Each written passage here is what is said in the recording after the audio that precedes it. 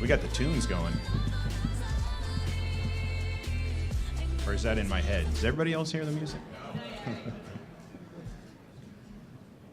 So good morning. My name is Jonathan Hudson. For those of you that don't know, I am the president of the Southwest chapter of the American Association of Airport Executives. And we'd like to welcome everybody to the 59th Annual Airport Management Short Course. Yay. Yay. So I get the pleasure of doing some housekeeping duties this morning. So first of all, we wanted to talk about the conference app. We do have a conference app. AAAE graciously provides their app, our use of their app, and helps facilitate us using that. So there are instructions on the back of your name tag of how to find that app, how to get it. It has the events, schedules. You can make your schedules. You can check boxes. You can stay on time to things. Also, the Wi-Fi in here is the Cypress network, and the password is SWAAAE 2019, SWAAAE 2019, SWAAAE all capitalized. So at this time, I want to take the opportunity to acknowledge a few groups of people. So I would like any of our first-time attendees to stand. And we know you're here because we have a big turnout.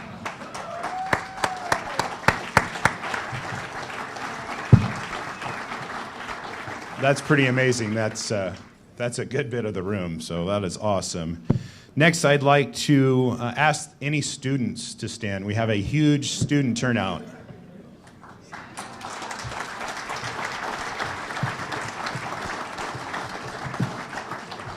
So the students are getting their morning calisthenics with their up, downs here. So I would also like to have the board of directors for the Southwest chapter to stand at this time. So any of the board of directors.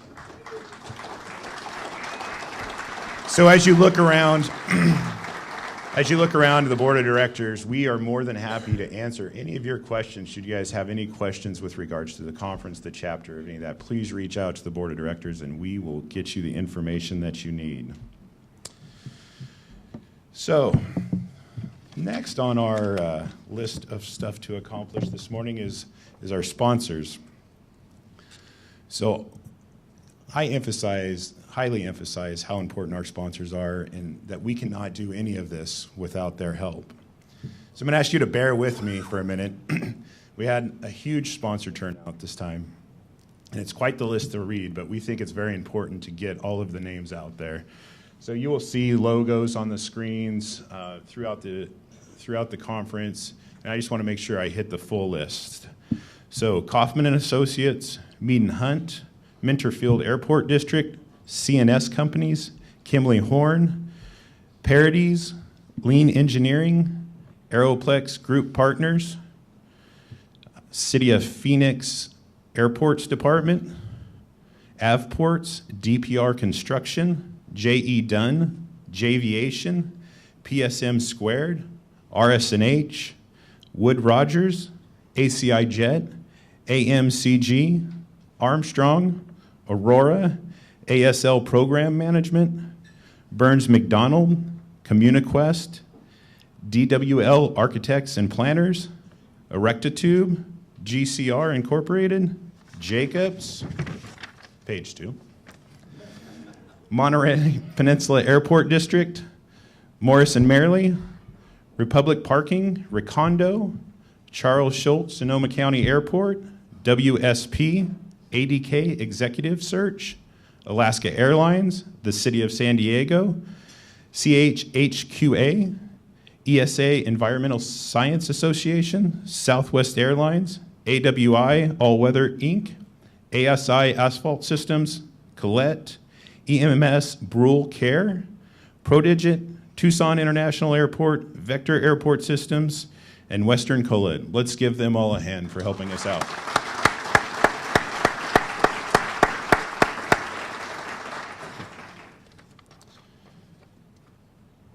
So I have to pause for a minute, and at this part of the opening welcome sessions, we usually have the conference chair come up and speak, and she is not wanting, she doesn't like the limelight, but I've got to take a minute to talk about her. So For those of you that don't know what it takes to put on a conference, it is an enormous amount of work, and they are planning next year's conference right now. So the amount of time and dedication it takes for a person to accomplish this task is just huge. In the middle of raising triplets that are 3.5 years old, in the middle of life changes, in the middle of changing jobs, gave everything that she could to this. And we really want to acknowledge that we had a record-breaking year. Record-breaking year as far as attendees, sponsorship, you name it, we're breaking records. To the point where we've got to consider venue options. So, even though she doesn't want to, we need to have Courtney Johnson stand and give a round of applause.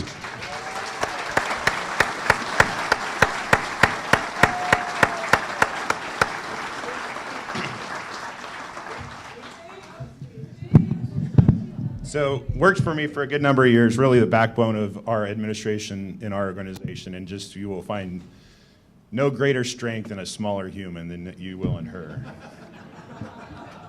So, moving forward, I'd like to introduce Carl Miller. He was just here. Carl Miller with Monterey Peninsula Airport District will be giving a few remarks on behalf of our host.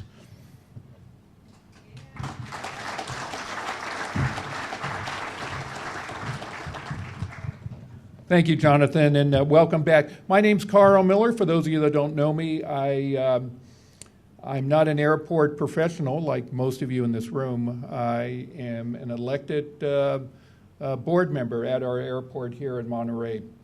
And the path that I took, and I could tell you about how great Monterey is, but God, this organization is so unique. I mean, how many times, other than migrating birds and butterflies that come to this area, do you return every year at the same time, same city, to the same hotel?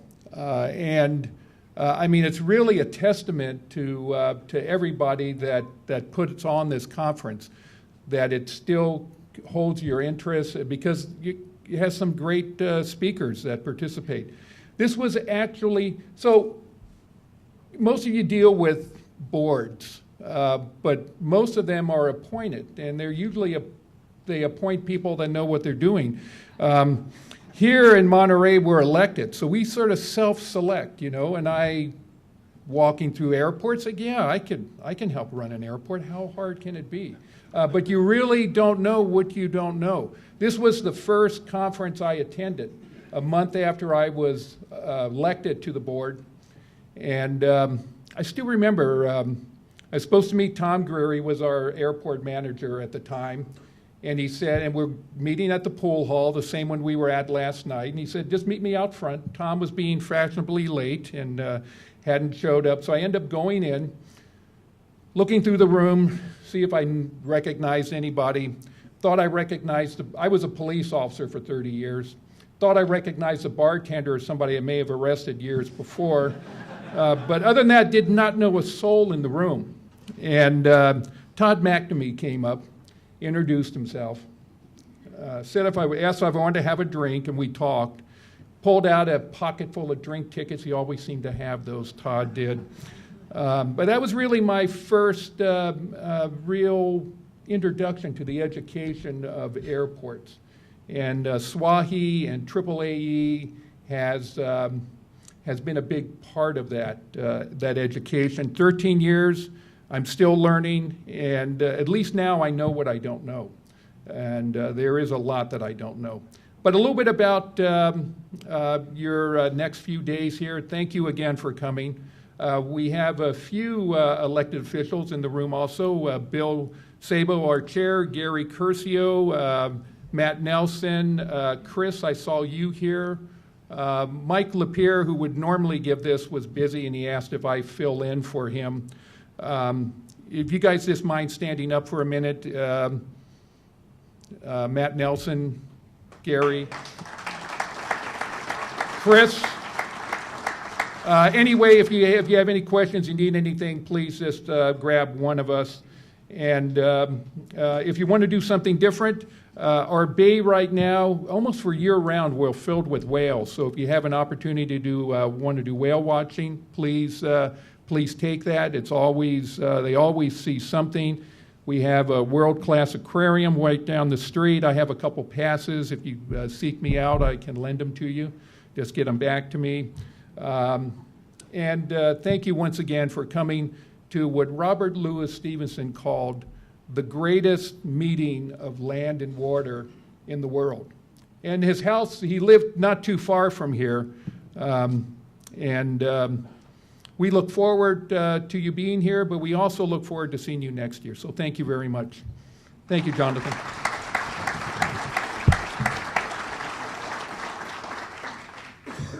Thank you, Carl, for taking the time out and coming out and speaking with us and welcoming us to Monterey. So now we're going to roll right into the program and start with our keynote speaker. And Carl's left his notes. I will not use those for me. So our keynote speaker today is AAAE President and CEO Todd Hopley. Before becoming AAAE's third CEO in history in December of 2013, he headed up AAAE's advocacy programs for more than 2 decades.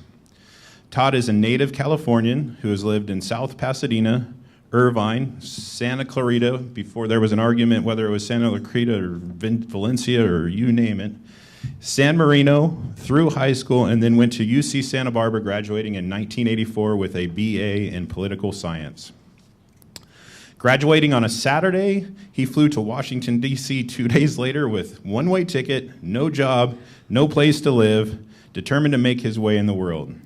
He admits that his plan at the time may not have been fully thought through, and he told his oldest son, a junior at San Diego State, not to try the same approach.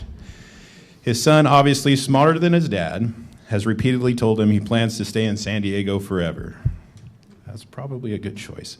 Over the course of 35 years in Washington and prior to joining AAAE, Todd has worked on Capitol Hill at the Department of Commerce for 2 different cabinet secretaries, on the White House staff of President Ronald Reagan, at the Department of Transportation, where he helped with the enactment of the legislation creating the PFC program. Now, I just learned this morning for the first time. We were having breakfast with the panel, the first panel. So Todd is a repeat offender to this conference. Exactly 5 years ago today, he gave his first keynote address as the CEO and AAAE on this very stage. 5 years, this is an amazing stat, 5 years and more than 750,000 miles later, he's back to give us an update on what AAAE and what's next. So ladies and gentlemen, let's give a warm SWAAAE welcome to our President and CEO, Todd Hopley.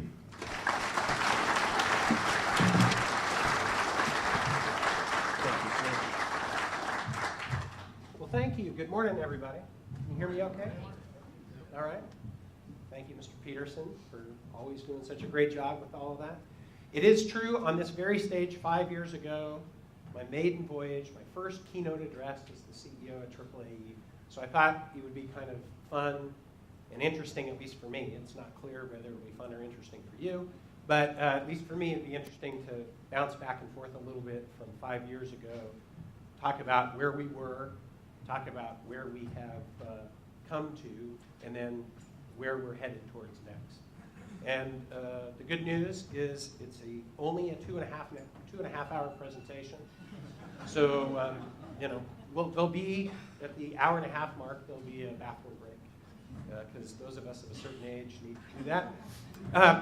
But we'll go through, and then I hope that there are questions or comments or observations, criticisms, anything. Have a little back and forth as I go through. You can either do that if you're worried, like I am sometimes when I listen to a speech. If you're worried that you'll forget your question by waiting to the end, just raise your hand and interrupt me and we'll deal with it. If you're confident in your ability to hold a thought for long enough, then we'll do it at the end, but it's totally up to you. All right. Leading up to becoming CEO at AAAE, there was a selection process, and in that process, I wrote a book. It's not a big book, but it's a book. There's a copy of it. AAAE, the road ahead. I wrote that to try and lay out. I wrote it for 7 people. I knew it was not destined to be a New York Times bestseller, but I wrote it for the selection committee. was deciding who the next CEO was going to be in it, laid out kind of my credentials as I saw it, my observations about the organization of where we were and what we needed to do going forward, kind of my vision for what AAA would look like under the Hauptli reign of terror if they chose to select me as the CEO. In it, I talked a lot about the culture. The culture of the organization is really unique. It is it's an amazing organization. The staff is highly committed. There's lots of people on the AAA staff that have been there a long time. I've been a AAA staff person for 28 years. And I'm not the longest serving member of AAAE staff. I am only number 3 in the tenure bucket. Spencer Dickerson, who most of you in the room would probably know by in person or reputation, Spencer has 10 years on me, 38 years at AAAE. And just last month, a couple weeks ago, we celebrated a 30th anniversary for Holly Ackerman on our team. So I come in third at 28 years. A lot of people in the organization very committed to trying to serve all of you. I talked a lot 5 or 6 years ago about the need for innovation. AAA has always had kind of a culture of innovation, but we had grown a little stale in my judgment. We hadn't pushed as hard as we should. We were a little complacent, I think, in some of our programs. So I talked about the need for greater innovation and a more diversified suite of product offerings. And then I laid out a vision for 2028. Why 2028? 2028 is the 100th anniversary of AAAE. Founded in 1928, 2028, 100th anniversary. It also very neatly coincided with when I turned 65. And so I thought, well, you know, this is a great time for me to lay off sort of this big, bold vision for where the organization should go. And I said, pick me, and we're going to take this $33 million a year organization, and by 2028, we're going to turn it into a $100 million organization. And now, I heard somebody chuckle. Scotty, thank you. A lot of other people laughed, too, so you're not alone. We'll talk a little bit about that in a moment. But the key thing to remember about this last thing is, if you're in a nonprofit like AAAE is, growth just for the sake of growth is interesting, but it's not that exciting. It's not that necessary. But growth gives you an opportunity to do more and to have greater impact. And that's what I was really aimed at. For those of you who've read a lot of business books, you'll hear about BHAGs, big, hairy, audacious goals. That was my BHAG, 2028, $100 million. And then, the guy before me, Chip Barkley, had been CEO for 30 years. And he hadn't figured out how to do that to get it to 100 million. And so a lot of people kind of laughed like Scotty did and kind of patted me on the back and said, aren't you cute? Little lobbyist, you're so fun. Good on you for at least thinking about it. But anyway, that was the book. I said at the time that we're at a crossroads and we have to choose innovation and change. Two objectives that are easy to suggest, uncomfortable to contemplate, and hard to deliver. But I would submit to you that over the past 5 years, the team at AAA has focused hard on this in trying to serve you better. And I've talked about greater growth. Again, it makes you feel good. The greater growth in and of itself, not that important. You don't have, if you're in a nonprofit, you don't have shareholders to reward. You have members to reward. So what we're able to do as we grow is we're able to do more for the membership. We're able to have greater impact. And that's what we've really aimed at over the past 5 years is how can we as an organization have greater impact? How can we reach in and help all of you more? How can we provide more professional development, more scholarships, more ability, assistance in moving forward in your all careers? And that's what we focused on a lot. If there's one word from today that you all take away, I hope the word you would choose, the word I'm going to try and suggest to you, is impact. We are focused hard on impact. So I've subjected the AAAE staff to this mantra for the past 5 years. service, innovation, and results. And it's pretty simple, but it's pretty clarifying. That's what we focus on, trying to provide service to all of you, trying to innovate and offer new products and services, and then to deliver results. I should have put an asterisk on there. If I had been smarter 5 years ago, I would have said excluding Washington, D.C., because delivering results in Washington, D.C. has been challenging. Excuse me. Let's get my vodka. So when I was going through the the preparation for the CEO interview process, I really thought long and hard about this issue of innovation, and I found this great metric as I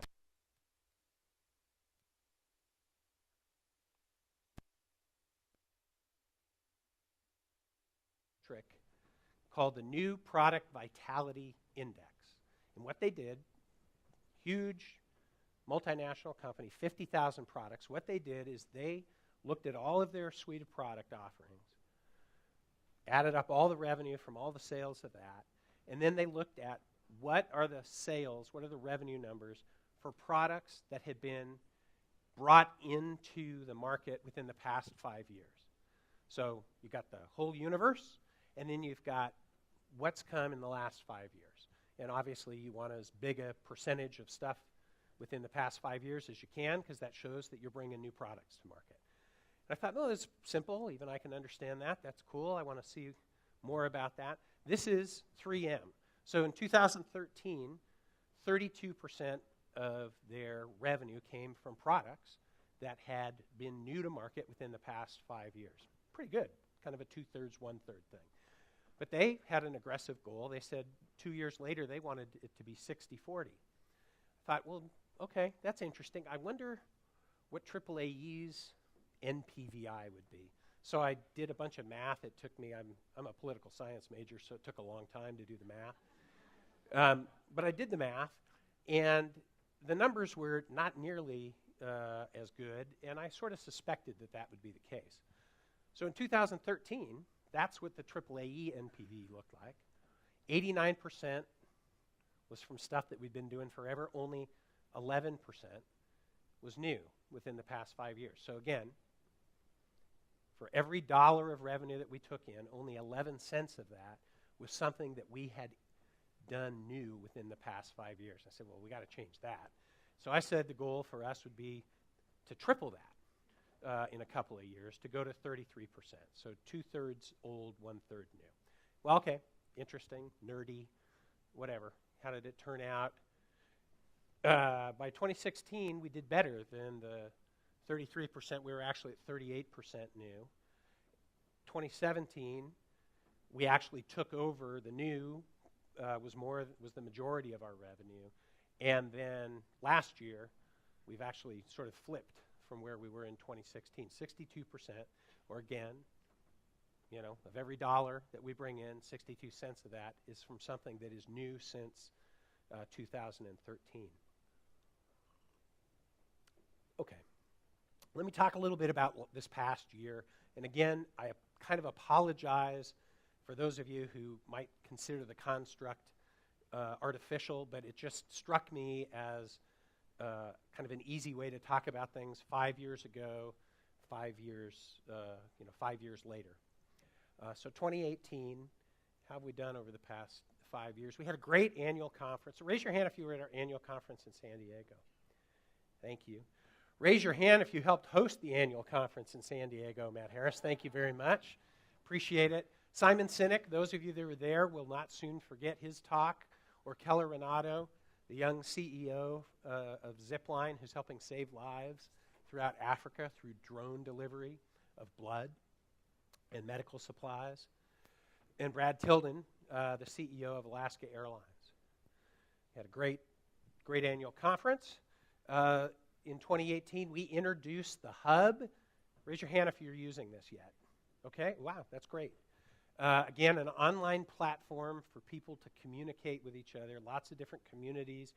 The committees are using it. The chapters using it. Individuals. If you've got a question that you want an answer to, the fastest way of getting it used to be to call headquarters and have a staffer answer it or farm it out and get an answer back to you. Now you go, and before you know it, somebody is, oh, yep, no, we're doing that, and we're doing this, or here's who you should talk to. Great online platform for communicating. We've also introduced over the past 5 years a whole series of new, what we call non-academic scholarships, opportunities for people at airports where maybe their airport doesn't have the resources to send them to a AAAE conference, or maybe this is the only way they can get clearance to go.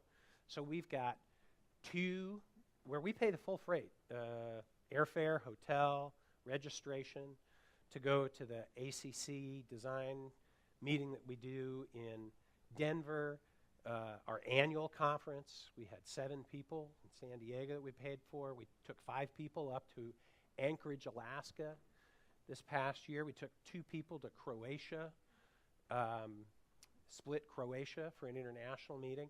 And then we do 3 accreditation academies throughout the year, and we had 2 scholarships to each of those 3 accreditation academies. And I'm pleased to report that the 6 scholar attendees have all successfully passed their accreditation. So that's terrific, and tons of pressure on the 7th.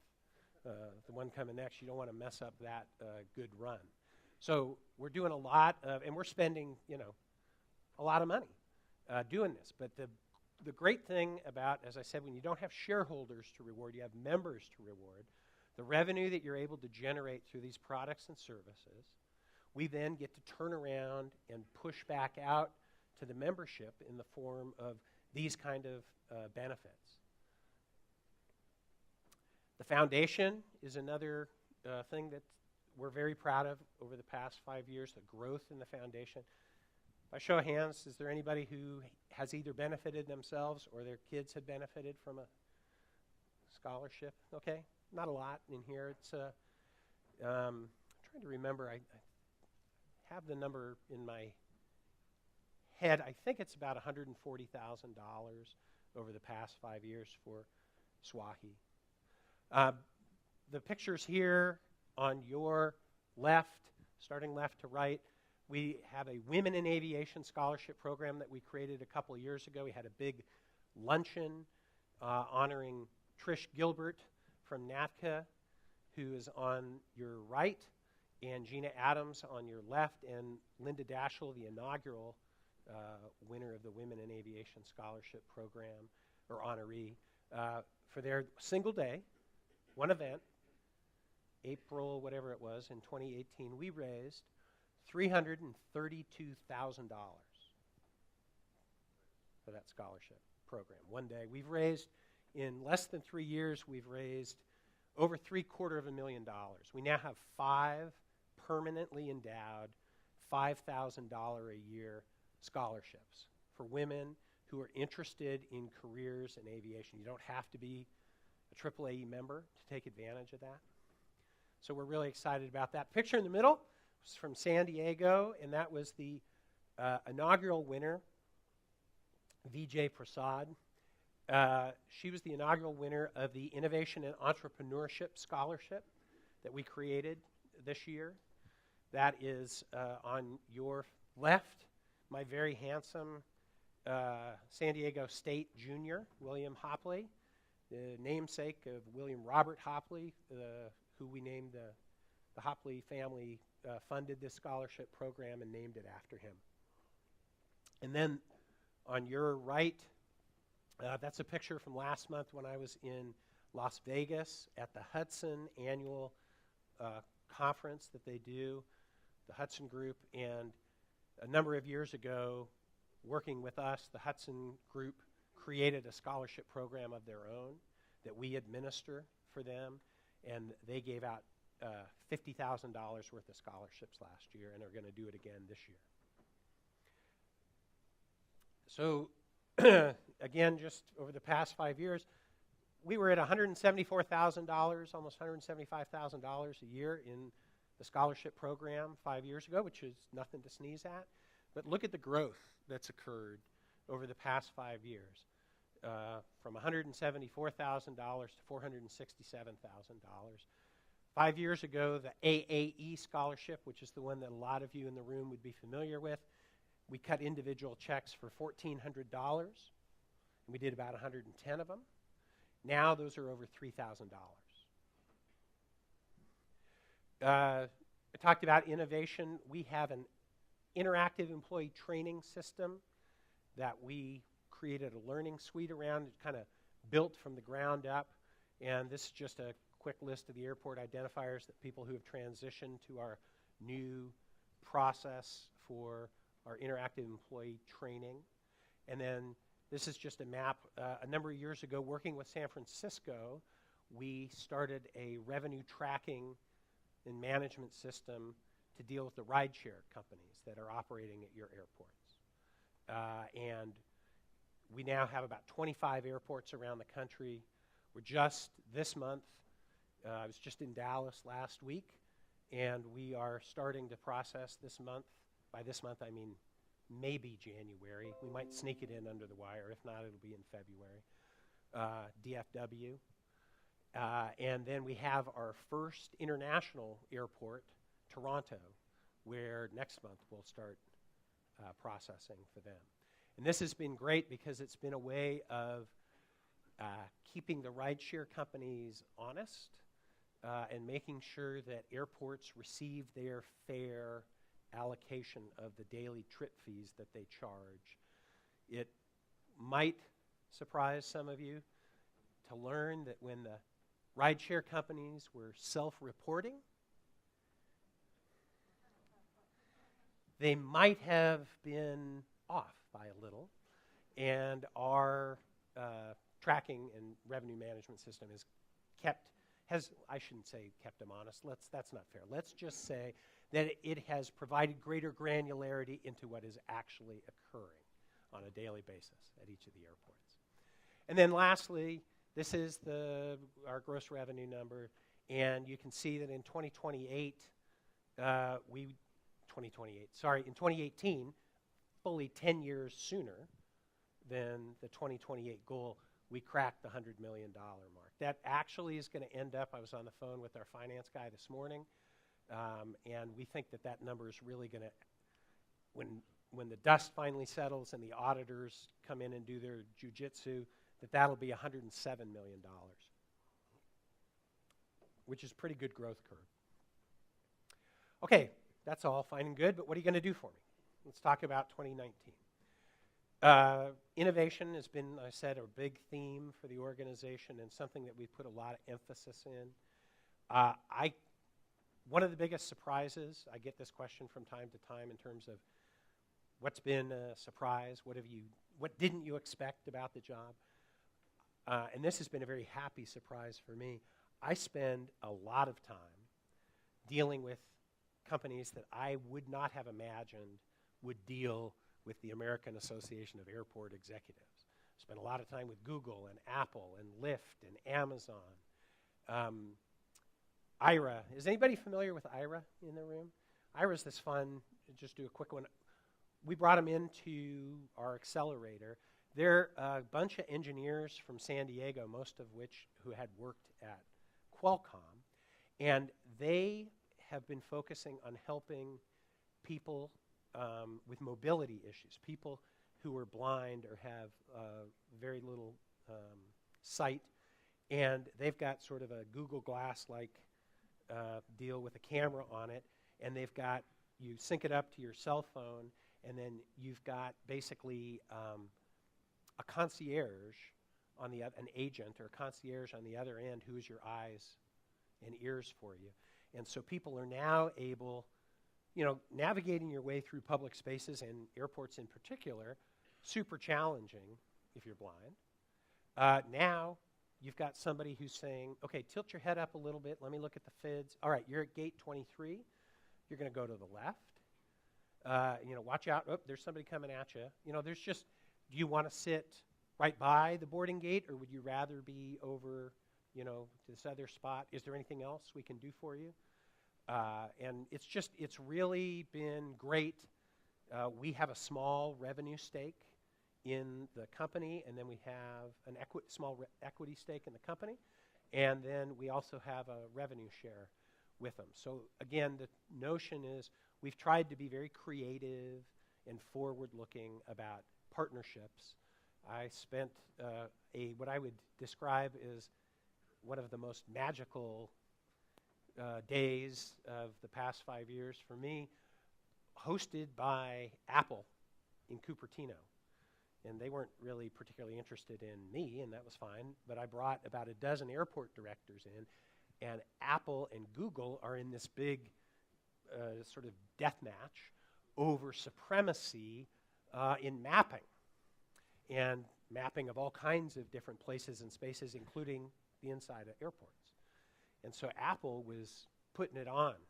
You know, we're in the Steve Jobs Conference Center, and they're bringing the senior muckety-mucks over to meet with us to talk about how we can work together on data aggregation and mapping. So there's just a lot of really interesting things that your national organization is working on, trying to look over the horizon a little bit and see what's coming and try and make sure we're positioned well to help all of our members. Okay, we got Boston coming up for our annual conference in June. For the first time, we actually have our whole list of keynote speakers laid out 6 months in advance.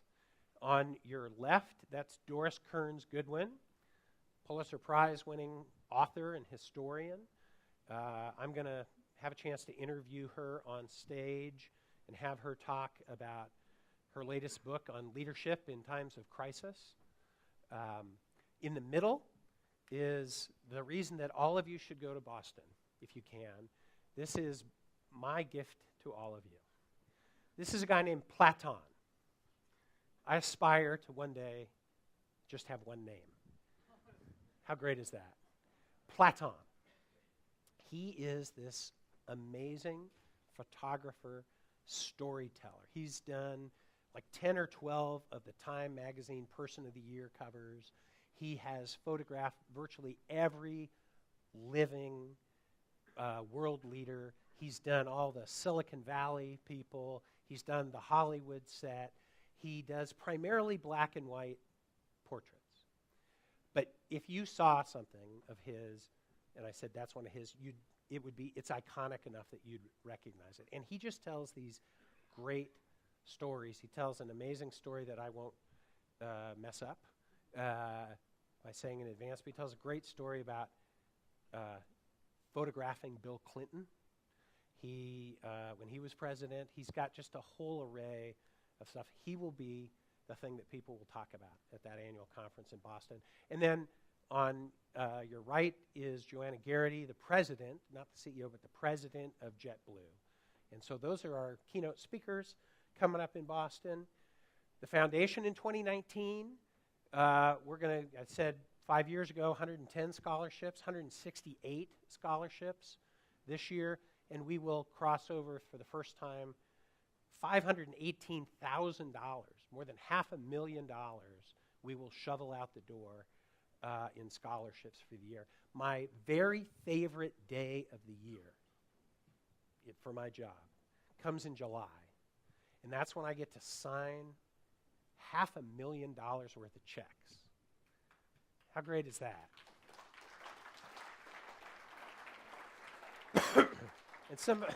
And excuse me, some of you heard me say this. You can measure the number of scholarships. You can measure the dollar amounts. But what's harder to measure, but what is a lot more important, is the impact that you end up having on the lives of the people receiving these scholarships and their family. I didn't put the slide in here, but I'm going to just tell you a quick story about Medardo Gomez. Medardo Gomez works at the Salt Lake City Airport. Anybody know Medardo? Nope. Okay, yes, there's a hand or two. Medardo, 8 children. All 8 have at one point or another received scholarships from AAAE. This fall, right, so right now we're in the middle of it, 5 of them at once in college. And he and I talked on the phone, and he said, we simply could not do this without AAAE. And so that is powerful. That is really, to me, impactful. And then there's the one that I'll try and say without welling up. I get emotional, so it's no guarantee. One of the other things that AAAE does that we don't talk a lot about, and I probably wouldn't talk about it anywhere else, except you'll understand why. A number of years ago, we created a scholarship program. We had a chair at AAA, a guy named Jerry Olson, and he passed away while he was chair. And at the time, the executive committee created a special scholarship program we call the Olson Scholarships. If you're an active, accredited airport executive and you die, AAA will pay for college for your kids. We've had to use that 3 times so far, and sadly, we'll use it again soon with the McNamee family. And when I told Ann, who hadn't been tracking on this, when I told Ann, a school teacher, don't worry, we got you on this, that for your JT and for Pete, we were going to take care of 4 years of college, she said it literally brought her to her knees. That's something that's impact. That's something that I'm really proud of the the organization. Okay. Going forward for 2019, we're going to do, again, a bunch of these non-academic scholarships to the annual conference, to the NAC, and again, airplane tickets, registration, hotel. I think we even feed people. And then all of these, 2 each at all of these different conferences that we do. And so that's about 24, 25 opportunities for people. Those of you who are students in the room and AAA members, I encourage you to take a look at some of this, as well as, there's another slide in a minute. This one, oh yeah, we're right there. So we've decided to do, for academic members, we're going to do a couple of internships at the NAC and at the annual conference, where we'll pay for a bunch of stuff and we'll put you to work a little bit. So if you think that's something you might be interested in, please apply. And then there's a series of other things. One of the things I was worried about when I took over a couple years ago, 5 years ago, was I felt like things were a little out of alignment between the chapters and the national organization. It felt to me too much like the national organization was doing this, come on, pay us. And I wanted to try and figure out ways to be better partners with the chapters.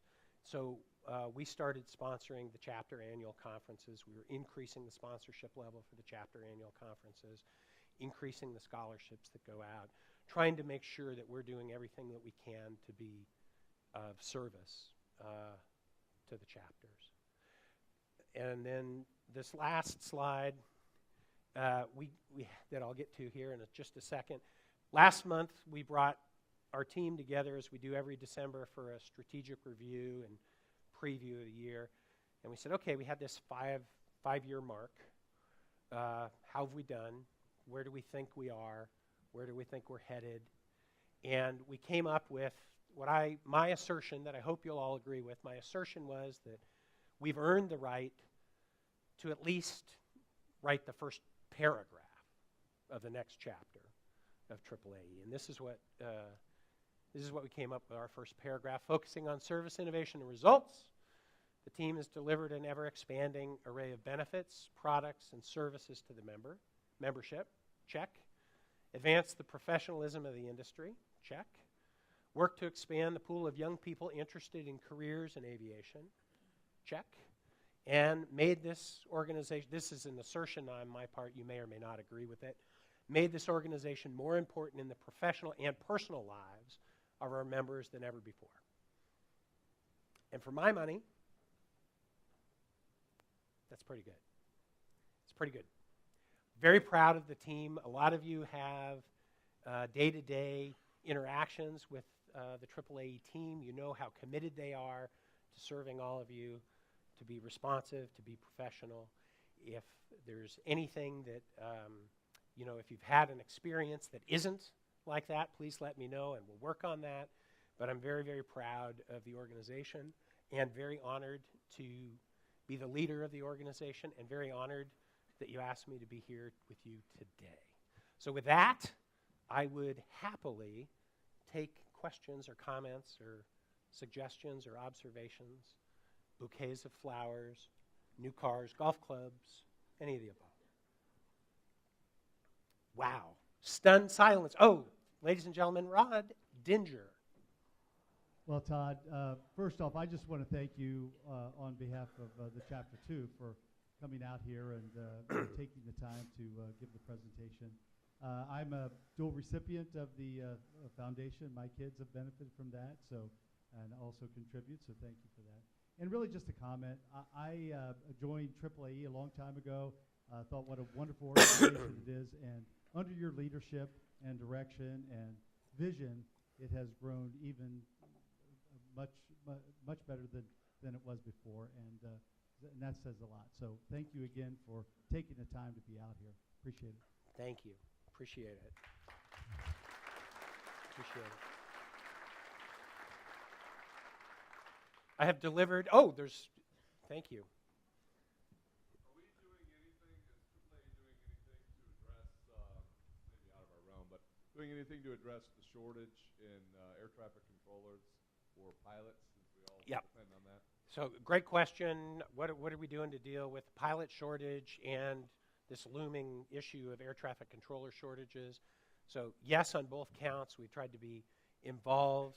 On the pilot shortage, the big tall pole in the tent is the 1,500-hour rule, and people's unwillingness or inability to get Congress to try and readdress that issue. The marketplace is starting to help on that as some of the regional carriers are starting to get better compensation, but that's still an issue. And then the air traffic controller shortage, I think, has been highlighted very recently with the shutdown. And when they shut down, had a partial federal government shutdown, that shut down the academy in Oklahoma. And so there's a whole class of people that missed. So Paul Rinaldi and Trish Gilbert of NATCA have been very vocal about the fact that we've got an existing shortage and a bigger shortage looming off in the horizon, and we need to try and do things to address that, as well as make sure, from their perspective, they'd like to take that DOT funding and pull it out of the vagaries of the federal budget process so that they're not subject to these stop, start, on, off, shut down, non-shut down. So there's the certainty of a revenue stream that needs to occur to make sure that you have controllers and they're getting trained. Okay, yes, Mr. Witsoe. Todd, thank you very much for coming out. As we're trying to absorb the new Reauthorization Act, there really wasn't really much of a story as to AAAE's involvement in shepherding that along. Can you kind of give us a little bit of the backstory of how that all happened? Sure.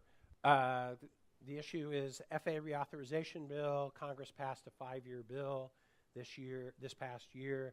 From our point of view, we were pretty disappointed in its outcome. Flat funding for the airport improvement program, no increase in the passenger facility charge. We'd been, frankly, sort of hoping for another extension. We usually are fighting for a 5-year bill, but if you don't get what you want shorter so that you can, live to fight another day. They pushed it through at the very end of the last Congress. Chairman Schuster on the House side really was intent on trying to get a 5-year bill done before his term as chair ended, which was 3 weeks ago. And they managed to get a deal pushed through. There are some good provisions in the bill. Tom Devine, the General Counsel of ACI-NA, is with us. You're going to hear from him momentarily on the next panel. But he and his team did some really extraordinary work on land use issues that are beneficial to airports that are in the bill. But on the whole, we would have just as soon probably had a shorter term extension so that we could live to fight another day on the PFC increase. We will try through an infrastructure package. The Democrats in the House have indicated that they are going to push an infrastructure bill, and Peter DeFazio, the chair of the T&I committee, is very vocal in his support of the passenger facility charge. I went and interviewed him 2 weeks after the election, and he was gung-ho, a big fat PFC increase, and he said, let's index it for inflation. That was our mistake in 1990. If we had indexed it for inflation, we wouldn't have to keep having these fights. And so he wants to do that, which is great. What I don't know is what happens once you get it through the House of Representatives. What happens with the Republican Senate, what happens with the White House. So we'll see on all of that. Up until, last 3-4 days ago, everything was in just total meltdown in Washington. Now we've got a 3-week period of time when people will talk to each other. We'll see what happens, and we'll see what happens with an infrastructure bill. Does that get at what you were asking about, Mark? Okay. Time for one more, probably, if anybody has it. Yep. Carl. Todd, thank you for making this journey to the other side of the country. Well, it's a dirty, glamorous, thankless But job somebody to has come to to do it. Monterey, but somebody's got to do it, Carl.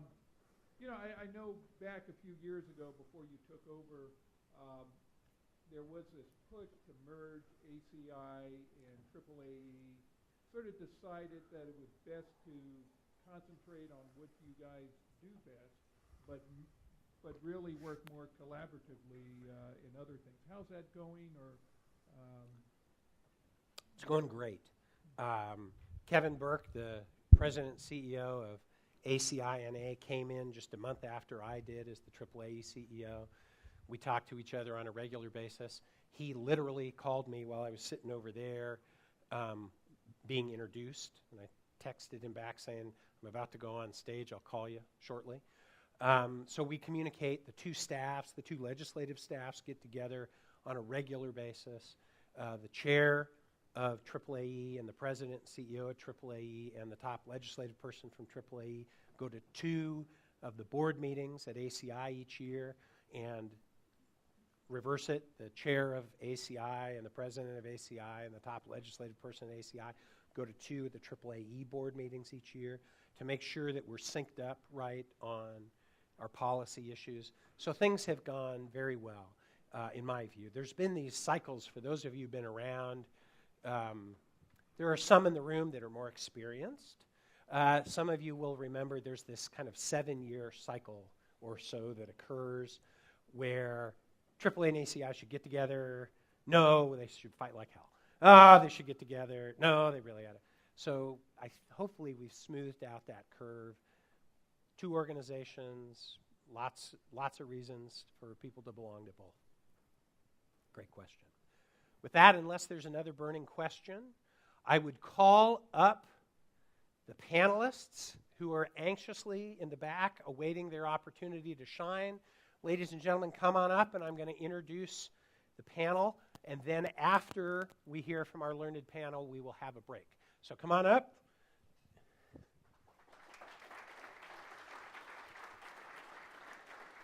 Sit where you like.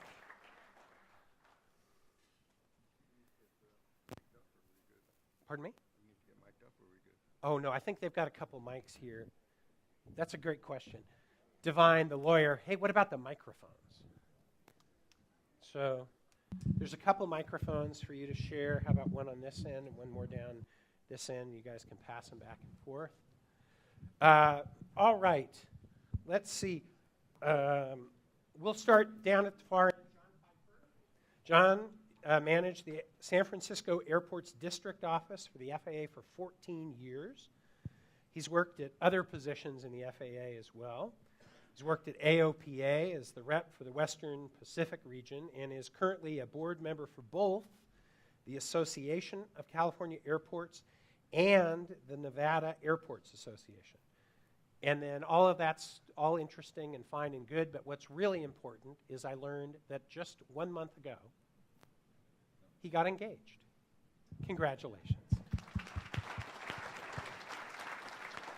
All right, who's next? Matt Harris is next. Matt is a Senior Director for Strategy and Policy with the San Diego County Regional Airport Authority. He's worked there for 14 years. Before moving to God's country, he worked in Washington, D.C.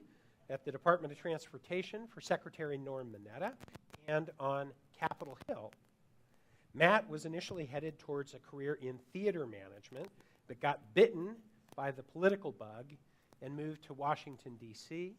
And I can tell you, as somebody who has been to Washington, D.C., but is not smart enough to figure out how to leave, I'm jealous that you figured out how to do that. Congratulations, and thank you for being here with us. Next to him, Curt Castagna. Curt is the president and CEO of Aeroplex Aerolease Group, which includes general aviation and business aircraft centers at Long Beach and Van Nuys airports.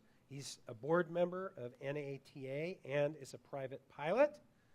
Flew up here with his son to be with us. And my favorite thing about Curt, there's several favorite things about Curt, but here's one that I didn't know until the other day. He played jazz trombone for 8 years. So how cool is that? I think that's pretty cool. All right, Mark Witsoe. Mark is the Director of Airports for Kern County, which operates 7 different airports. He's worked at Boeing Field in Seattle for the Port of Portland and at the Reno Tahoe Airport, a past president of SWAAAE. He is also on AAAE's Board of Examiners. Mark, thank you for being with us. Phil Derner is next.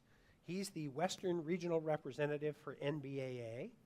His primary responsibility is to represent the association at the state, local, and regional levels. So today's panel is a perfect assignment for Phil. Appreciate him being with us. He's a former JetBlue dispatcher and a founder of the founder of NYC Aviation, an aviation news and consulting organization. He's also worked for Jet Suite, a very cool on-demand charter operator, Alex Wilcox, I know a little bit, who's the CEO.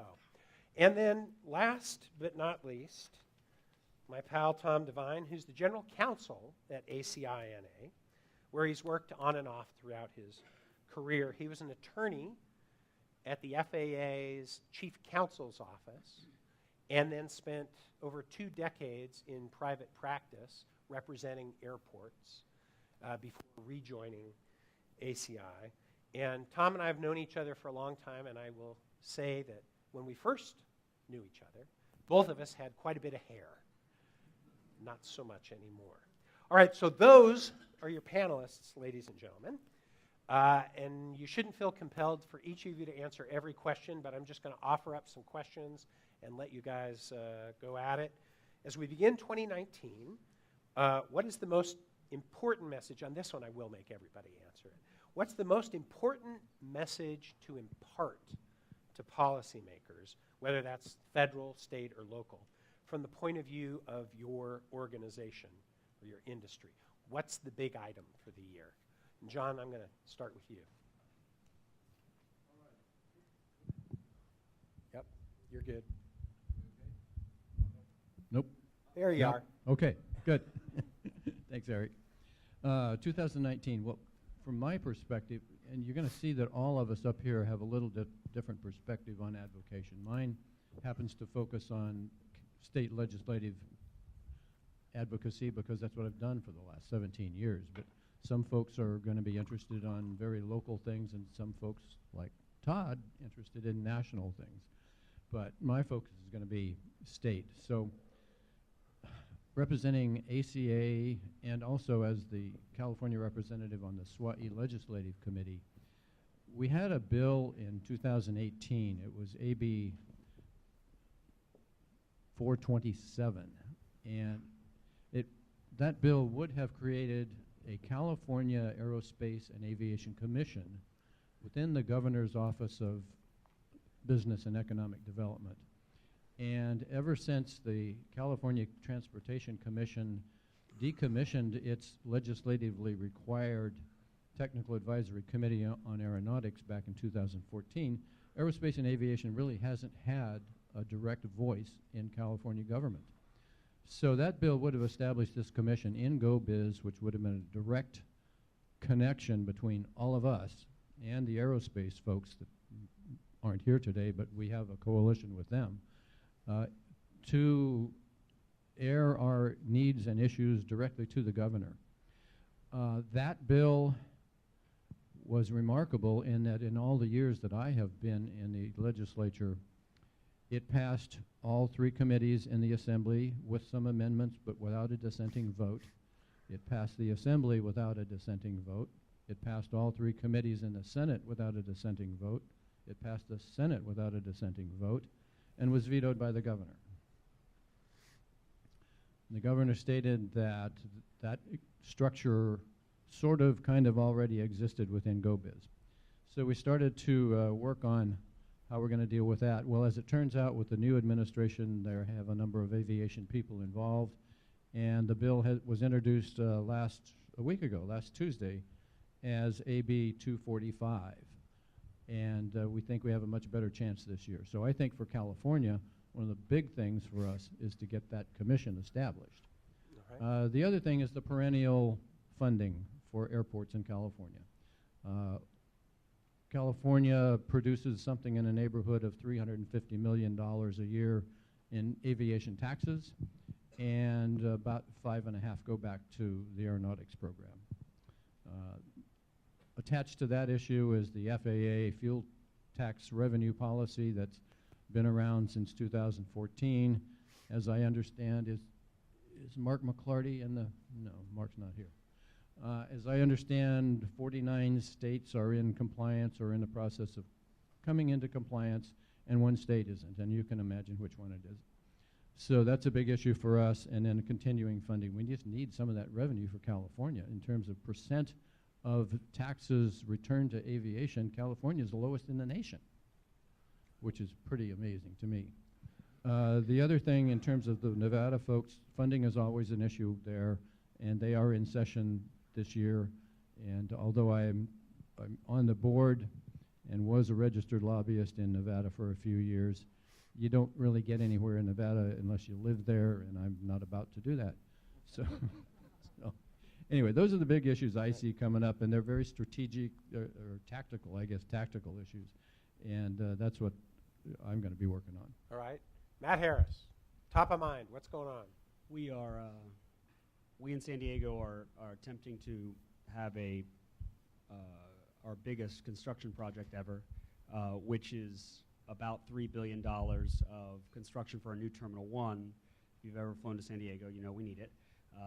And our biggest point that we've been making as we've been attempting to get past some hurdles around getting to the environmental certification and such is that now is the time to dig in on that. There is at some point, whenever it happens, going to be some sort of recession. It's just cyclical, right?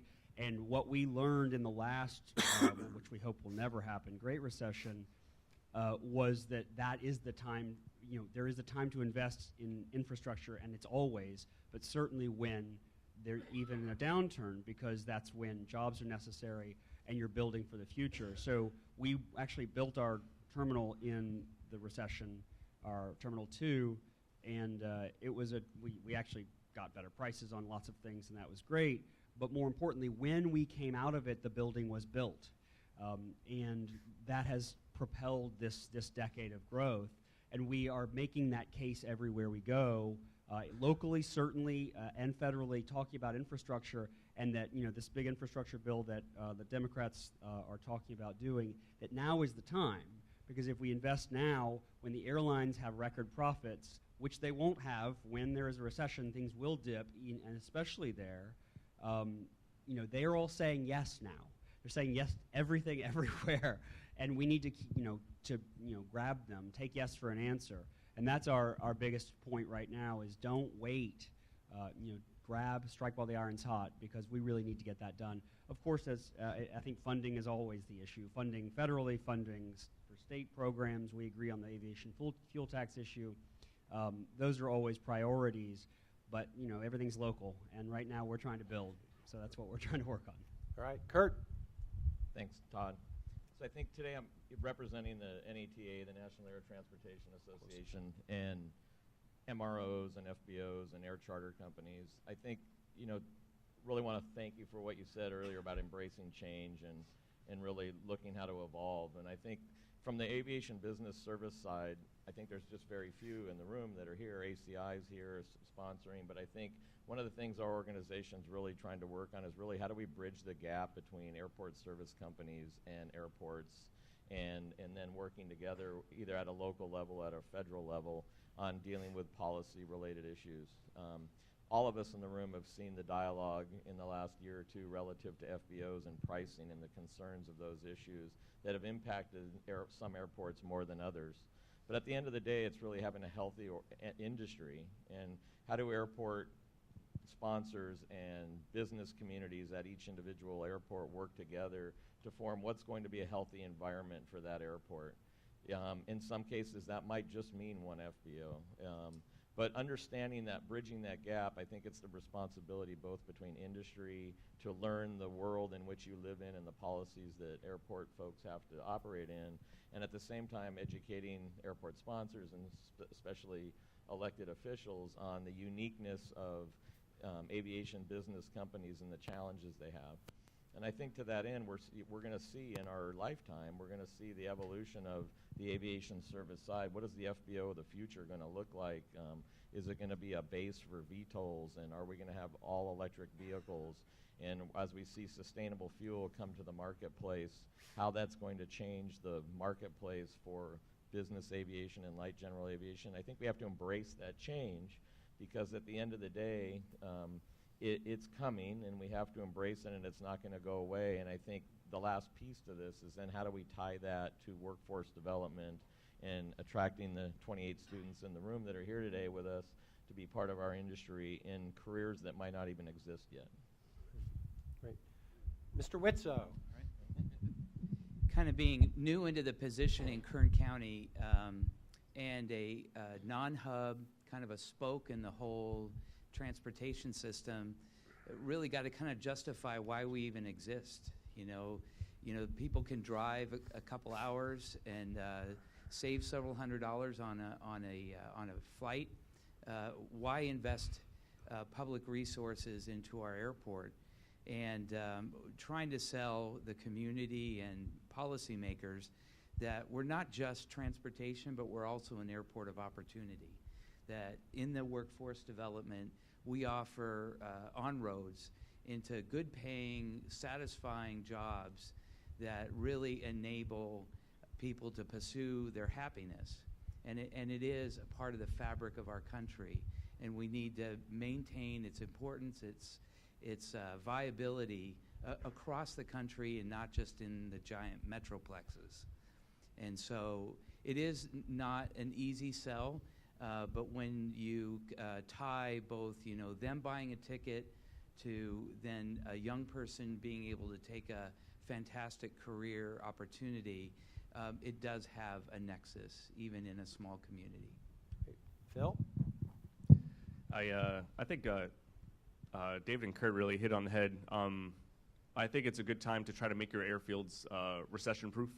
I think that it's always a good time to do that. And I think one great thing to do is to make sure that you are not operating in your own bubble, that you're working with the community, that the community and local governments truly see the value in what you bring. And if you're not sure on what that is, then let's start thinking outside the box and make sure that your airfield is also working to its full potential with the community, because when things start to go downhill, we're seeing a lot of local governments who are kind of poking at airports, and which isn't exactly new, but you also deal with a lot of locals that see, our airport is the big infrastructure source for economic development, and then others are still not getting it. I think it's important to use all of these organizations that we see represented and work to really build up your own value and make sure that those in your regions are really seeing that for yourself, and be ready for the future. The ability to adapt is exactly that. Urban air mobility is it. This is coming. It's practically here. You see the Ubers of the sky are talking about flying in 3 years, and I think that's a little soon, but these changes are coming. and they're just about here. They're knocking on the door already. And who's ready to adapt to that? Because the skies are going to change. You know, we've got to be ready for that. That's recession-proof comes from the ability to adapt, and that's what we've got to do. So. All right, and Tom. I'd like to echo what Todd and Matt said with respect to the importance of airport infrastructure. Obviously, that's a big issue on the Hill. Todd alluded to the fact that we did not get a PFC increase in the last bill, and we will be working hand in hand with AAAE to try to get that in an infrastructure bill. As part of that, it's very important for you individual airports to make known to your congressional representatives what an increased PFC would do for you, what projects you could build, how important it is for all the reasons the rest of the panelists mentioned. It's not just a project for the airport, it's really a project for the community, it's a project for economic development, both during the construction phase and then once the project becomes operational. You know, one thing that Matt said about airlines saying yes to everything, there's one caveat to that. They won't say yes to a project that will bring in competition to them at that facility. They'll say yes to projects that benefit them, and that's the big issue of the PFC. It's always about control. The thing with the PFC is it's a source of revenue. Yes, airports have to consult with airlines, but ultimately airlines do not have a veto as to whether you can impose a PFC and how you spend the PFC dollars. Todd mentioned another issue that's very important to us, which is land use. It's part of a greater category, which I would call greater autonomy for airports. So on the land use provision that Todd mentioned that got enacted in the reauthorization, we've tried to get FAA out of the business of approving non-aeronautical development, with the exception of making sure that there's no adverse impacts on safety and efficiency of aircraft operations, and making sure that you either get fair market value for development that others do, or that you pay no more than fair market value for land that you acquire. And the last issue I'd like to mention is the issue of competition or perhaps unfair competition between legacy carriers and low-fare carriers. At many smaller airports, particularly around the country, we see the legacy carriers trying to squeeze out the non-traditional carriers. Basically, they take the position that anything that adversely affects their rates and charges, or has a disparate impact on their rates and charges versus the rates and charges of a new entrant carrier, which operates on a different business model, is per se unreasonable, and that's something I think we need to push back hard on.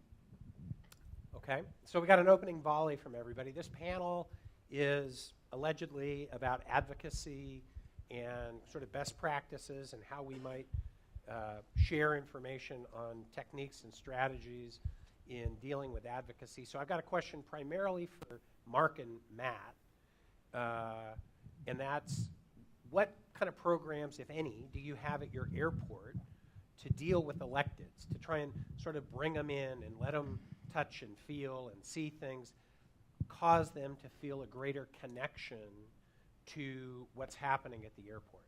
And now that you've been on board Witsoe for weeks now, surely you've got a well-developed program in this regard. Well, I do have to say I'm still kind of in my honeymoon period, and what I'm trying to do is understand their affinity for flight, for aviation, for which parts of aviation do they really respond to, so that I can make that connection. So one of my supervisors on the board is a former Navy pilot, and so there's a direct connection there to flight and to pilot training. I think all of them have a real interest in conveying persistent optimism in the economy. There's so much news that is a little depressing or brings up conflict, and what they're looking for is for me to tell a story that is a positive story, that is leaning forward to make the community a better place to live and create more economic impact. So I think that's really kind of where I'm comfortable talking, is supporting the tenants on the field, supporting the business of the terminal, and having a positive economic message. So you haven't yet memorized Kevin McCarthy's travel schedule in and out of your facility? I have not. Not yet. I Okay. need to. Matt, talk a little bit about what you do at San Diego. So it may seem obvious, but whenever there's an election like there just was, we spend a fair bit of time trying to reach out, and with every new elected official who's from the Congress or the Assembly or the State Senate, we make a particular effort to get them out for a tour and for a briefing. We also do that with the various mayors. We have 18 cities in San Diego County, including, of course, San Diego, and there's a council and a mayor there. And so all the new council members this year, which we had 3, we get to them, but we also make a very specific point of figuring out what issues they're interested in and going there. There's so much to talk about at the airport that we try really hard not to give them information they can't use with their constituents or for their own their sections of interest, right? Whether it's environmental or economic or whatever the things that they're particular, noise, which, we have a new council member for the airport, and that's always a thing because we're right in the middle of the city, and so we have a lot of noise issues. So we very much we go specifically to their interests and issues. We give them airfield tours. They're always wowed every single time. Doesn't matter who we bring out, and I've learned this a long time ago with airports. We're pretty fascinating places, and to key into that fascination that people have. Also, members who go to Sacramento or to DC believe that they know the airport better than you do because they fly through it all the time, and so we let them think that, and then we bring them, we also tap into what they're thinking, and we ask them what they think about their experience, and they appreciate being part of the solution. Thank you. Anybody else want in on that one? So from the business perspective, Yeah. is like, what's the business community doing at your airport? And we've all know those scenarios where the business community goes right around the airport sponsor, staff, right down to the elected official, completely dysfunctional and not healthy. And so, I think from our organization, I think Phil might say from NBAA, is how do you build that relationship with your airport staff where your business community at the airport is walking down to the electeds hand in hand? And how can the business community help the airport sponsor do things that the airport sponsor can't do directly themselves because of the political environment? And if you can establish that relationship at an airport, you have the hope to do what Phil was talking about preventing, is the Santa Monicas and the Reed Hill views of the world starting to pop up. Yeah. Yeah, and that's we spend a lot of time trying to.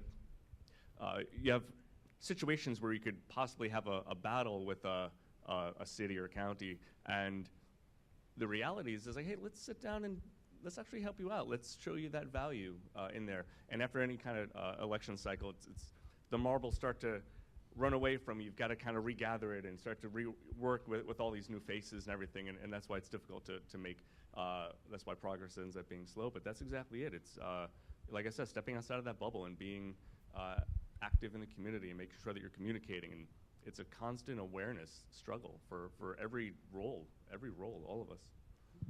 Let me ask a little bit about the difference between an individual airport or an individual business lobbying versus the role of an association. There are times when you want the association to sort of pick up the ball and run with it rather than you having to do it yourself individually. And there are other times when you can be more impactful than the associations can. So if anybody who wants at this one, let's talk a little bit about the role of the individual organization versus the role of the associations. I think they all go together. There's no versus. You start with the individual worrying about their, let's call it hangar fee or something like that, the pilot. But we're all in this together, and the individuals influence their communities. The communities influence what's going on in the region, and the region influences what's going on in the state. The state influences what's going on in the nation. We really all have to work together, and it just depends. In ACA has been around for about 20 years, and originally we had 2 conferences a year. We had the educational conference in the fall and the legislative conference in the spring. And one of the points of the legislative conference was to, first of all, educate our members about how to deal with the legislature. But then every afternoon, we would go over to the Capitol and try to visit with legislators from whoever's with us in their districts. And we'd have 150 people at the conference, and when it was time to go over to the big white building on Capitol Mall, there were 11. That's because a lot of you as airport managers were told by your city council or your board of supervisors you can't get involved. So there's where the statewide organization, because you can be involved, and you might be able to even get authorization to go over there as being part of ACA or NBAA or whatever state you're in to work on that. The other thing that really has helped us in California is the annual now Aerospace and Aviation Days, which is, plug here, coming up April 1st, 2nd, and 3rd. And on the second day, we visit all 120 offices of the elected members of the legislature. And it's people who are from their communities, and we try to organize it so if we're going to somebody from District 32, we have somebody from District 32 go to that office rather than them doing other offices. And beyond that, it's not just ACA, it's, you know, Carol Ford over there, president of Cal Pilots, will be with us, and Scotty over there, president of ACA, will be with us. And don't know if you know it, but your son is probably going to be with us, Curt. So I think they all have to work together. They all have their own role. It depends on the issue. Local issues are really important, but they all percolate up to regional and statewide and ultimately federal issues. So. Yeah. From the national perspective, I agree. It's absolutely essential that the national trade associations, AAAE and ACI-NA, work hand in hand with their members. I think the trade associations do provide valuable service in terms of day-to-day contact with the committees, with the House and Senate leadership, and can provide intelligence and also make persuasive cases on the national level. But nothing persuades an individual legislator like the local impact of the issue that he or she is being asked to weigh in on. And so it's important when the trade associations, I know the AAAE and ACI-NA, go out and ask you all, provide examples. Give us something that will resonate with the folks on the Hill.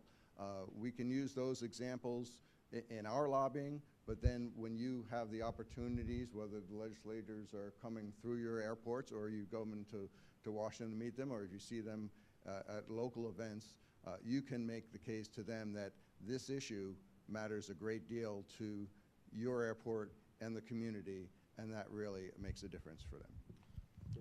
Todd, from the business perspective, I think it's much different for the business side or the private side than the public side, whereas, whether it's local or regional or federal, it's the Hatfields and the McCoy issue. And at the local airport, I'll use Van Nuys as an example, you got 4 major FBOs, very competitive environment, and the expectation there of us working together is put your individual issues aside, come together what's best for the airport, for a healthy environment, and leave your competitive agenda aside. And you can take that all the way up to the NBAA or NATA, where you see our board members at NATA, again, very highly competitive board, but we have to put our issues aside to create our own best practices to try to regulate ourselves in a healthy way, so we're not looking at the FAA, who is being forced maybe to want to regulate us for us. And so it's a little bit of different pressure, but I think it behooves us to work collaboratively together so that we can prevent unnecessary regulation. Yeah. Go ahead, Phil. What Curt said. I'll just use a specific example that triggered in my brain when Tom was talking. I spent several decades being the association's lobbyist before becoming the CEO, and I used to spend a lot of time on Capitol Hill. I had a really close relationship with a guy named Slade Gorton, who was a senator from the state of Washington, and he was a key member on the Commerce Committee. And I could go in and talk to him all the time, and I did. And that mattered. He listened and cared what I had to say. But at the end of the day, what I learned that ended up being the most impactful was when I talked to his staff and then said, how many airports do you want to hear from on this? 2? 22? You tell me what you want. How many of your constituents do you want to hear from on this before you take my word on it? And we literally got to this shorthand after a while where there'd be an issue, I'd do my thing, and I'd say, how many? She'd say 6. I'd say, okay. Telephones would start ringing, and she'd say, got it. And they were locked and loaded on the issue. And so it really ends up being important that you have those kinds of relationships and you develop those kinds of relationships so that you can turn it on at the right time. John, it looked like you wanted to say something. I just wanted to piggyback on that. I had an experience in the legislature, this has to have been 8 or 10 years ago. I can't even remember what the bill was, but the Senate staff wanted to know, well, what does it mean locally? Can we hear from somebody locally? And I said, yeah, sure. And a week later, I got a call from her, and she said, please make them stop. Yeah, that's exactly right. So some of you deal with issues both at the national level and state and local. And I'm just kind of interested, and I suspect people in the audience would be interested. Are there differences in approach? Are there differences in the way that you lobby a member of Congress or a United States senator versus a state senator or a state assembly person? Is it the same thing, just different bodies? What's the experience?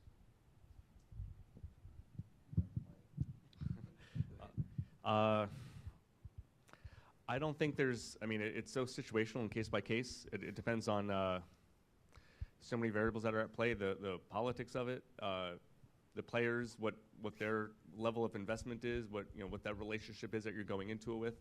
I couldn't say that, and I don't have so many years under my belt doing it, but I've yet to find a real difference. You address the problems, you go for it, and the whole thing is to take the local ones just as serious as the national ones, and to let the local people know that there's local, closer-in issues are just as important, just as often, because problems are systemic. Mm-hmm. The problems that we have in Santa Monica could be at every airport tomorrow. Mm-hmm. So all these local issues matter just as much. So it all warrants the same attention and approach. I would just add that, the difference is that at the local level, they're not always interested in caring about the national airspace system. And at the federal level, you have a better chance of educating them on the value of the issue as it relates to the entire country. Right. Good point. I'm not that experienced working on the national level, but a lot of it has to do with how you've built up those relationships prior to them getting to the national level. We had an issue in California regarding Buchanan Field in Concord back, how many years ago was that, Carol? I don't know, 12 years, something like that. And the proposal really was to do a study for relocating Buchanan. Underneath it was the potential that's worth a lot of money, and it'd be a lot better to be housing than an airport. And the member of the Board of Supervisors who was championing that issue, there got to be almost a hostile relationship between the pilots group, the local pilots group, and the supervisor. And some of us working for bigger organizations tried to keep it on a professional level, and we actually became friends with that gentleman who's now in his, 4th term in Congress. So that's somebody you can talk to. We had an issue, I personally, with now Senator LaMalfa when he was a state assemblyman, and spent a lot of time with him educating, and we still have a relationship there. So you build the relationships on the local level, on the state level, and they carry over to when they get to Congress. Yeah. Go ahead, Matt. In my experience of both being in Washington and being in San Diego, trying to get what we need done, is that people go into legislatures and they go into elected office to solve problems. They typically want to solve the problem for their district, wherever it is, their state. And so if every time that we ever go into someone's office to ask for something, sometimes we just go to say hi, but it's not very often. usually there's some need of some sort.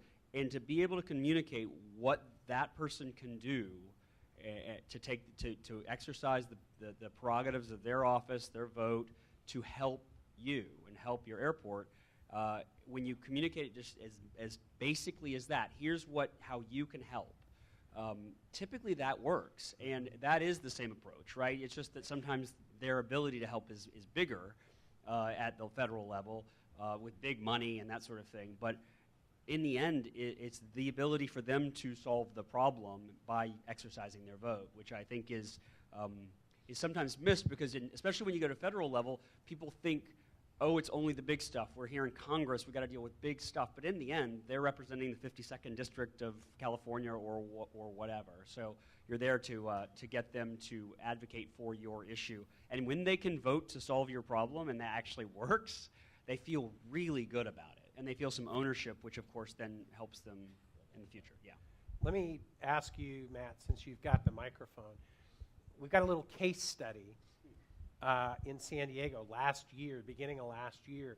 You had to really scramble in sort of an unexpected and fast way and build up support and lean into stakeholders and ask for their assistance.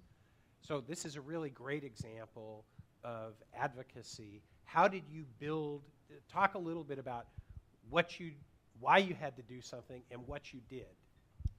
So at the beginning of last legislative session, that's not true, at 2018's legislative session, a bill was introduced by a local assemblywoman who happens to also have a very high position within the assembly as the chair of the Appropriations Committee to transfer control of our airport, San Diego International Airport, from the San Diego County Regional Airport Authority to the San Diego Unified Port District, which is where we were 15 years prior.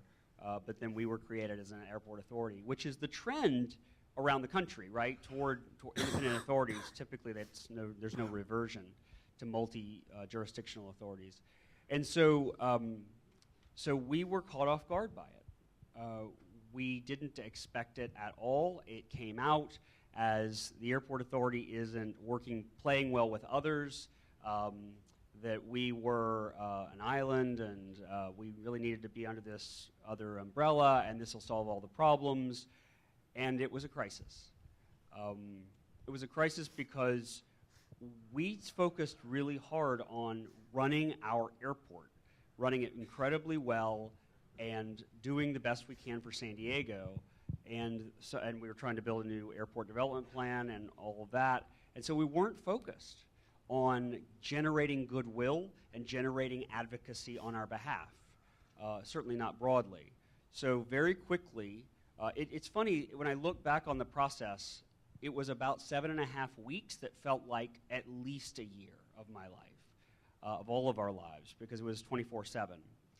But we had to sort of electrify a grid of people and organizations to support us, including the airlines, which are not necessarily, as much as they are the biggest stakeholder at the airport, besides, of course, passengers, they aren't necessarily your biggest advocates because they have a whole bunch of airports that they're working at any given time, and they don't like to get involved in local issues. That's not good for airline business models because they end up making someone mad somewhere else, right? And so, but this was a big issue because they liked working with the authority. They actually had seen better business and better business decisions in many ways over the time of our existence. So we had to lean into the airlines. And that was, it was not challenging in that they knew the problem and they were willing to, but getting airlines to jump in, especially doing things together, is not easy. Secondly, business community. So we are a well-respected, well-run airport, but unfortunately, sometimes that's your biggest downfall. If everyone just thinks you run really well and it's great and let's deal with the problem over here. And they're always focused on the problem, and you're not the problem. They're not used to focusing on you. And that's what we found out.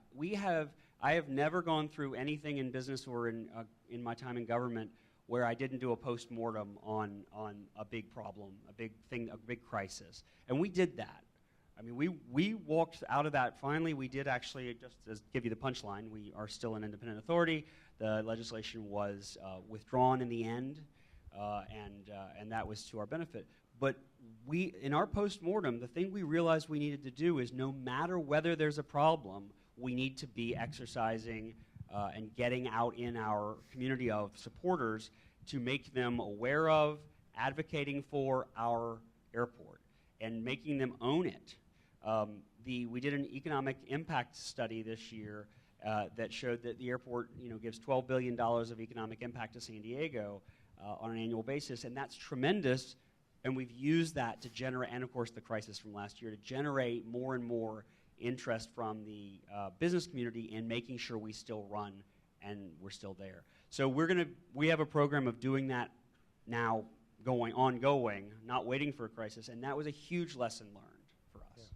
Yeah. Tom? Yeah, just a brief point. Something like that sounds like it's totally a local or state issue actually did have national implications too, because one of the motivations for taking the airport back into the Port District was, is there now a pool of revenue that can be used for non-airport purposes? Because when the airport was part of the Port District, it was grandfathered.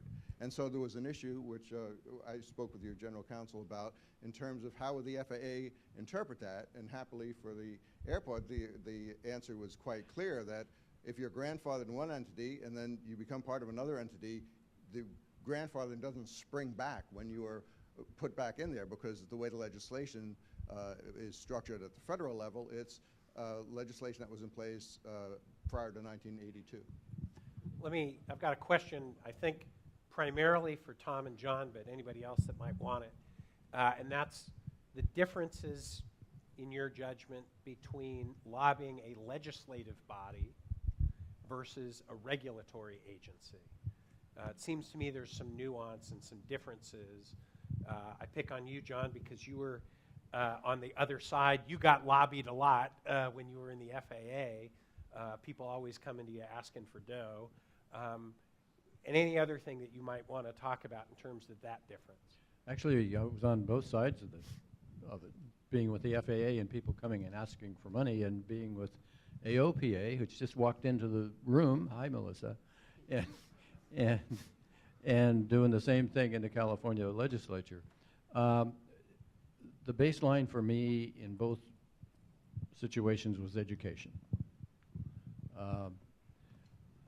Relationships, but education. You need to know what the issues are. You need to be able to relate the facts in a way that they can understand.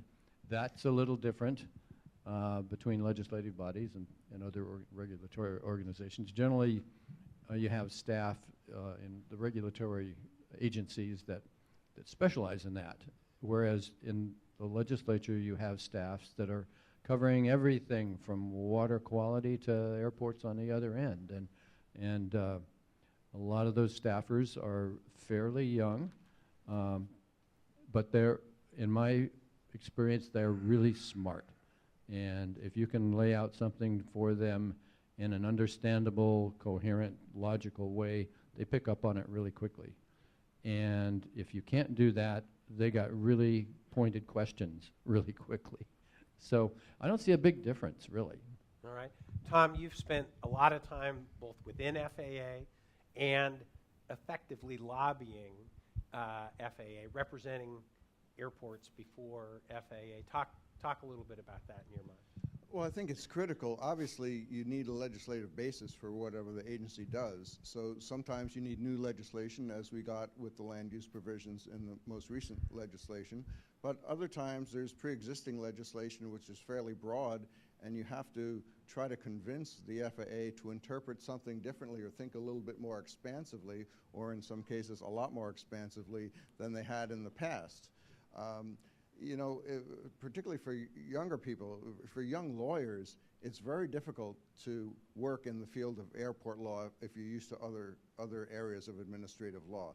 In most areas, there's legislation, there's regulations, and then there's some, other things that follow from that. The formal regulations that govern airports are very small. I mean, Part 139 covers things like our facilities and whatnot. The way the FAA regulates airports, and Congress regulates them, is through the grant assurances. And so there's not this codified body of things which has a well built up and clean, typical legal framework. And so a lot of it is persuasion. The FAA issues guidance that it says is not regulatory, but try to convince them to do something different from their guidance. You'll find that sometimes they act as if it is regulatory. And in fact, the FAA guidance is cited in legal cases and cited in legal opinions. So, I think you need to start, obviously, with the legislative authority, because if the FAA says, look, our lawyers say we don't have the authority to do that, we can either try to convince them otherwise or go get legislation, as we've done in many ways. But within the existing legislation, a lot of it is up to the interpretation of the FAA, and a large part of it is trying to convince them that allowing an airport to do a certain thing is not going to set a dangerous precedent throughout the country that they're going to regret. Sometimes I'll say, look, if other airports are similarly situated and want to do it, you should want to allow them to do that as well. But that really, I think, is part of the mindset that the FAA folks have, that things are running pretty well, so don't show us something that's going to upset the apple cart. Okay. We've got about 10 or 11 minutes left, and I've got enough questions to write it on home, but I want to give an opportunity, if we can jump on the mic. We've got right up here in the second row, give people a chance to ask a question or two. Morning, Steve Stretchberry, Rutherford and Chiquine. We do a lot of seismic work in the Greater Bay Area, like Howard, San Francisco, and other places. But one of the things we're very aware of is the risk assessment question. And we work a lot with bigger airports, but I think looking at our attendance list, there's a lot of people here with smaller airports. And one of the things that's always been on the back of my mind in the interest of safety, security, essentially, is the Essential Air Service Program, which is critical to a lot of these airports. Now, if you're associated with a big airport, you have a financial advantage based on cargo tonnage, passengers, number of landings, et cetera, which makes it really hard for these outlying communities to really provide the kind of service that you take a lot of pride in at San Diego, for instance. What are you all doing as part of your organizations to make sure the Essential Air Service Program is important and it becomes critically important in terms of national security and safety, of course, the Bay Area, seismic events, et cetera? So I'd like to hear a little bit about how you spread the wealth and make the smaller airports more capable of doing their work to provide service to us, the community. Okay. Anybody? EAS, Essential Air Service? I actually have some history with EAS. I worked at DOT in the office that manages EAS, and that was my first job in the administration was managing over that program a little bit. It was it's a great program. It's the hardest program to kill because it is every administration for years and years and years has tried to cut it, and the Senate won't do it in particular. It's treasured because of that exact thing. We've had EAS service at San Diego at different times. This is where that question that Todd asked earlier about the associations versus individual airports, this is where that is the most critical. Because the ability for AAAE and ACI and ACA and others to get together similarly situated airports and tell the story of several or many instead of one is where EAS really gets its advocates and how it's been so. I think it's one of the most enduring programs that's been tried to kill people at every level have tried to kill it, and every year it seems to grow. So I think AAAE, ACI, and the other associations, I think, do a very good job of communicating that this is how you connect to these communities. I mean, certainly there have been restrictions put on EAS. Certain perimeters have changed, but basically it's still there. And so we look at it as, hey, we want more flights to more places. And if we can connect more people into our airport, that's fantastic. So when we had flights to El Centro, for instance, which we did for a while, that was a very important part. Anybody else on the EAS? Mark. So, I'm sorry. A different flavor. We're a recipient this fall of a SWAAAE grant, and so that is kind of a different flavor. Okay, wait. let's not nerd out. Okay. What is a SCASI grant? for people who A wouldn't small know that? community air service development grant. Thank you. You So- have so- students here, Witsoe. Yeah, They okay, need yeah. to get this. Sorry about that. Test at the So, end. so really, that's being able to pilot the viability of a city pair service that connects one community to another, and it helps the airlines really be more aggressive at creating additional service because they have that backstop of the revenue, so they're not totally at risk for starting something from scratch. And we're very confident that although it may take some time to make the route that we have between BFL, Bakersfield, and Dallas, Fort Worth viable, that there will be legs to that route and that it'll endure. Okay. We got a question in the back.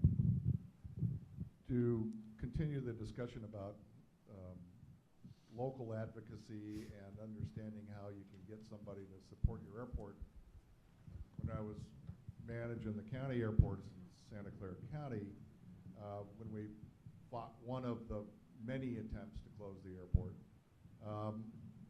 one of the local politicians put it to me very bluntly. She said, none of the people who are in my district like your airport, and you don't have anybody at your airport who's going to vote against me. Because that's true. There are no constituents at an airport.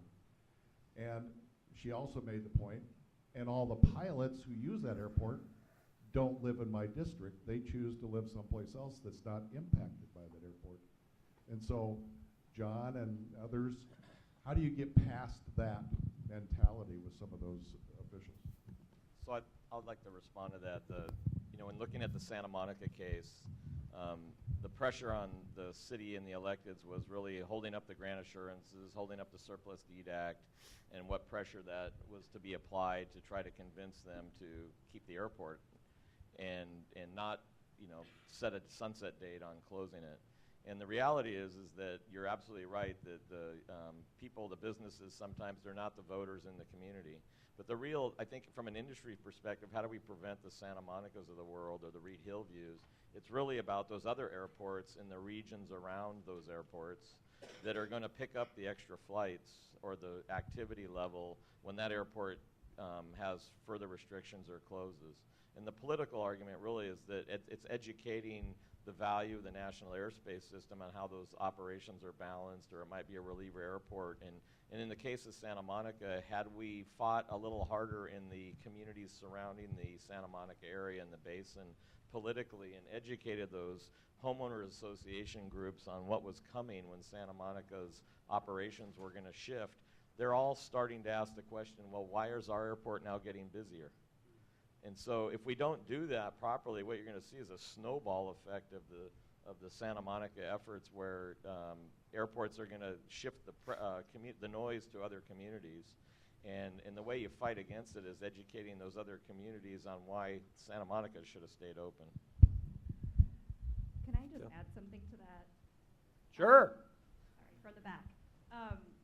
So to echo kind of what John was saying and Curt was saying, I think it's really critical that we continue to educate and to answer kind of piggyback on your question, because there's a lot of legislators that don't actually understand the value of aviation, or that they even have an airport sometimes. But I think I want to kind of just give some credit to the folks that are doing aviation days and bringing the voices of our community together with the legislator. And there's aviation days now popping up. Some of you are familiar with the California Aviation Day. It's a huge event, and there's legislators that come out and they hear us, and it's really a show of our community coming together. And I think that we need to continue to support aviation days and also having that conversation continue. Carl, I would just like to second what Curt said, all of that. And also, sometimes you just have to go around and try to convince everybody else of the importance of the airport, particularly in that particular airport of which you speak and which will remain anonymous. It's been going on for 50 years, and there's a lot of businesses around there that depend on that airport, and the the users of the airport, I think, spend a lot of money around there, and some people are just never going to change. I've sat across the table from that lady over and over and over again when I was in the FAA, telling her that airport is not going to close, and it hasn't. But you know, some people you just have to say, not going to change that one, and only time will solve the problem. It really does come down to that political and community outreach too. I mean, when you can have the local community on your side by interacting with them, whether it's hosting events, allowing other local organizations to be a part of your airfield. When you're an active member of your community, it's difficult for these folks to kind of dislike you, for those constituents to kind of want to vote against you. And even that, again, that political outreach, everyone else kind of, said it, but that outreach is so important. You need to be very active out there so that, because you won't get blindsided with that if you've been involved and local and participating in that stuff, I feel, All right, there is 1 minute left. If anybody has a burning issue or point that they want to make that they hadn't made. Anybody? Tom Devine. Just to follow up on that one example that was talked about, but then I think all the panelists have said, I think that it is important for the various segments of the aviation community to get together and talk among themselves and maybe not try to stick with the hardline position that they started with, because sometimes, like in this case of Santa Monica, everybody was challenging Santa Monica. FAA was always saying, yeah, Santa Monica did this wrong, that wrong, that wrong. And I think people thought, okay, we're always going to win this way, as opposed to if there had been some compromise earlier on things, I think the outcome might have been a little bit different. So I would echo the general sentiment of the panel in terms of trying to work together collaboratively within the aviation community and then between the aviation community and the community at large. All right. Mark? So I had an intern last summer, 15 years old, couldn't even drive, but was interested in airports. And she would Facebook all the stuff that she was doing on the internship, and she had 2,000 followers from different high schools around. And so haven't really contemplated how young people in your organization are actually a force for your lobbying, and that they're getting the word out to their generation that the airport is there, it's important, and it needs to stay. All right, thank you. Let me ask all of you to join me in thanking this great panel this morning.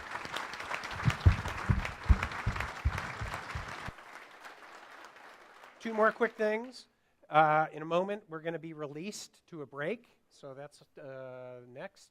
And then finally, thank you very much for giving me the chance to come out and be here again. I appreciate it very much. It was great to be with all of you. Thank you very much. Break.